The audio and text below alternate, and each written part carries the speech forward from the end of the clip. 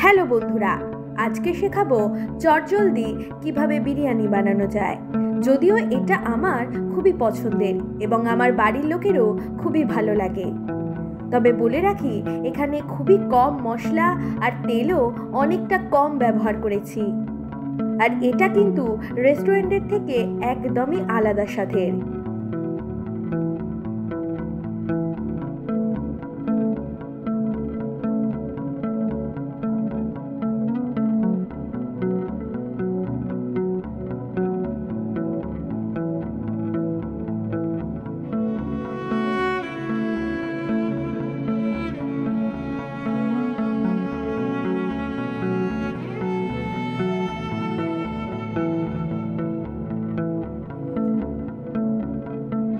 তাহলে চলো রেসিপিটা বলে দিই। প্রথমে তো দেখে নিলে কিভাবে ভাতটা রেডি করতে হবে। এরপর রসুন, আদা, লঙ্কা ব্লেন্ড করে নিতে হবে।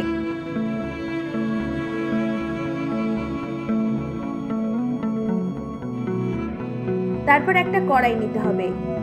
একটু কড়াইটা গরম হয়ে আসলে তাতে পরিমাণ মতো তেল দিন। এরপর আলুগুলো ভেজে নিন।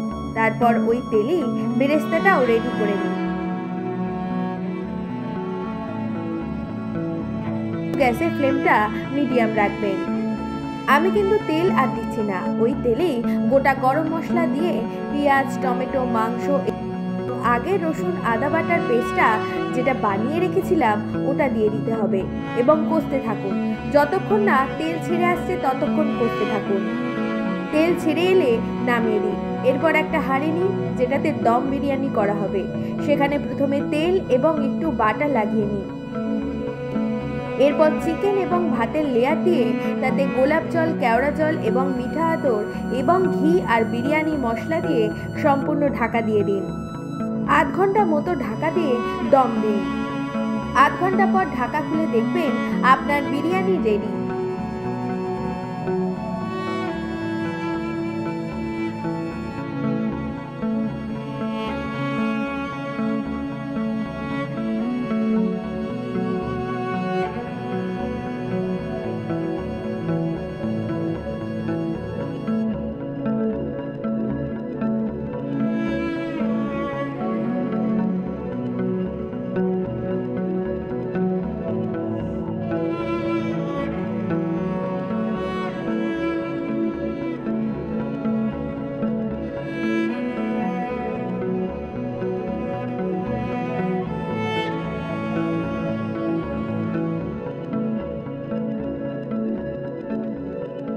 একবার বাড়িতে বানিয়ে দেখবেন, অসাধারণ টেস্ট হয়। এটা একদমই ঘরোয়া প্রসেস এবং চটজলদি বানানো যায়।